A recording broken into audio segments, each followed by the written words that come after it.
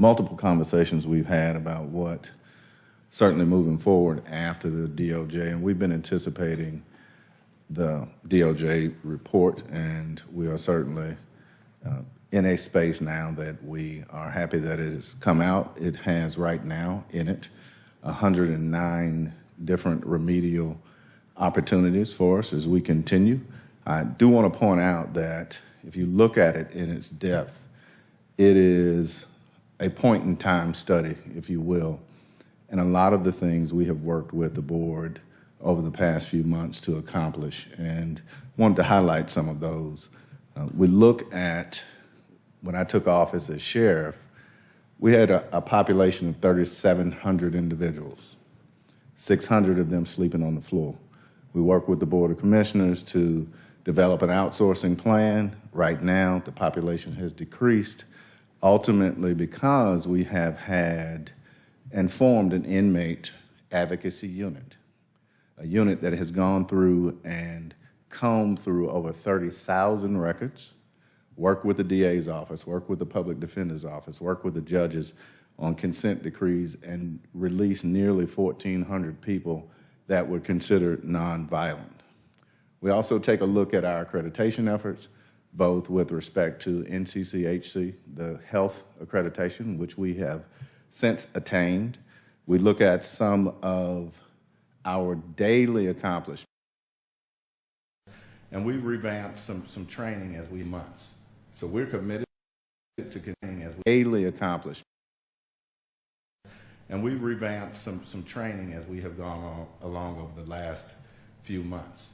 So we're committed to continue to work with the Bureau of Justice Assistance Program, as well as the National Institute of Corrections when it comes to what going through some of these remedial efforts look like. And I would suggest to you, certainly with the board's collaboration, we have been able to do some things both structurally to the building that ultimately the chairman will cover, as well as programmatically in terms of what it looks like for us to hire, retain, and really focus on a better sheriff's office. So I'll turn the mic over to the chairman, and I appreciate it. Thank you. I concur with the sheriff. We've come a long ways in really a short period of time, and we have a few steps yet to go. But I'm encouraged about where we are. I was eagerly, and we as a board, eagerly awaiting the report from the Department of Justice, which we received. I've not had a chance to read it in its entirety yet, but we'll do so.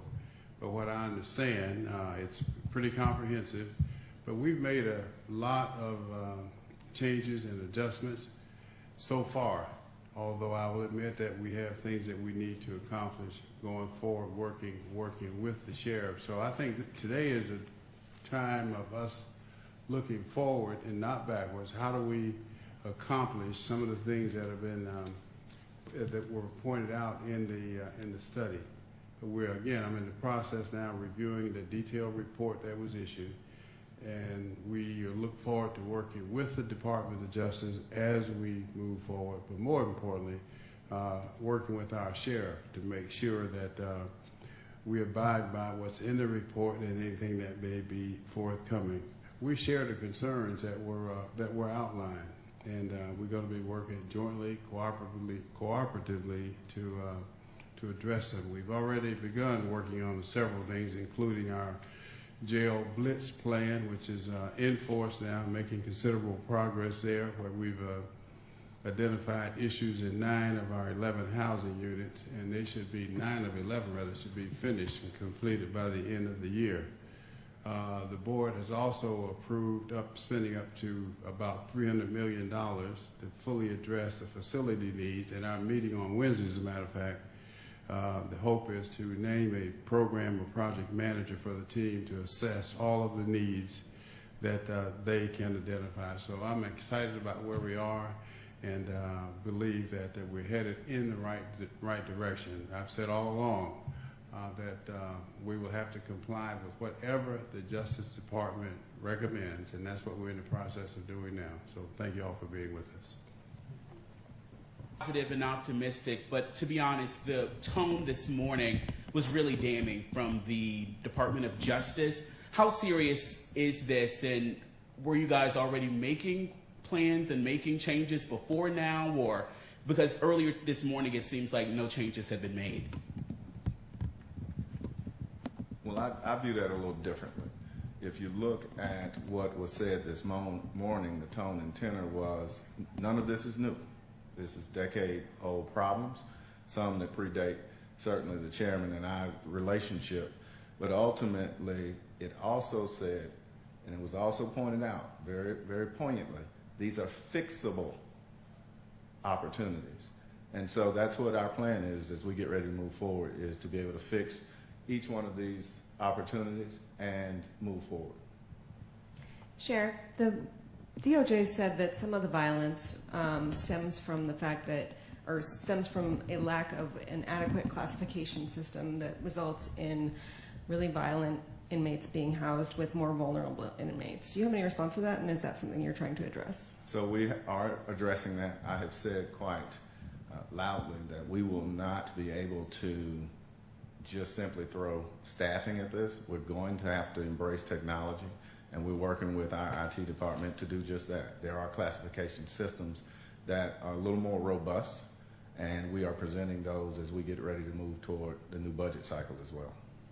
I just interviewed Andrea Young with the ACLU, and she believes that a big thing that could help with this, I know y'all have talked about, there's just not enough space for all of the inmates, and a big issue she saw was the fact that a lot of people in there can't afford to bond out, and a lot of people in there might not necessarily be in there because of a concern of violence or a concern of being a danger to society. Do y'all feel that maybe there is a systematic change that needs to be in place for the people who do end up in the jail to begin with? So the filtering system of who is jailed in the Fulton County Jail versus, just everyone in jail, and changing how the jail functions. Well, we don't have the luxury of predicting who is brought to the facility. You look at what some of the conversations had around misdemeanor versus felonies, et cetera. And so we have less than 200 felons there, and ultimately most of those are domestic violence related. And so we don't have the luxury of saying who comes and goes, but what we do with it through the inmate advocacy unit is really pull. I thought I said less than 200 misdemeanors. All right, I want to make sure I'm clear. So they're less than 200 misdemeanors. The rest are felons. But those are domestic violence related. And so to that extent, we work with the DA's office, we work with the public defender's office to see whom we can really get out of jail if it is applicable. But going through, and I mentioned our inmate advocacy unit, there are times when we find somebody that has a bond that has dwindled down to less than $1,000, $500, $10, or whatever it may look like, and then we get them out of jail. But we can't just let them go. We try and connect them with their families. And that's why it's important to have such programs. And we've invited the ACLU and a number of different community-based organizations in to really help not only see that, but to see what they have to offer as well. A push from the sheriff to build a new jail. A lot of the things inside of that report was for structural. They cited some of the inmates going between the walls and darkened alleyways and things like that. Is there still a push? Are you still pushing for a new jail? So it's a great question. And one thing that we have to recognize is that we are going to work with the facility we have. The Board of Commissioners has approved, as you heard Chairman say, up to $300 million in renovations. You have to understand that facility was built to warehouse people. And the first thing we have to do is change the culture of how we get people processed through courts, et cetera. Because can you imagine if we had 1,000 less people even than we had today?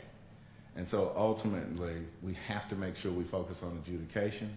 Specifically, we have to have a replacement facility at some point in the future. And that is at the will of the board and the appetite there. But ultimately, a $300 million renovation is a huge step forward.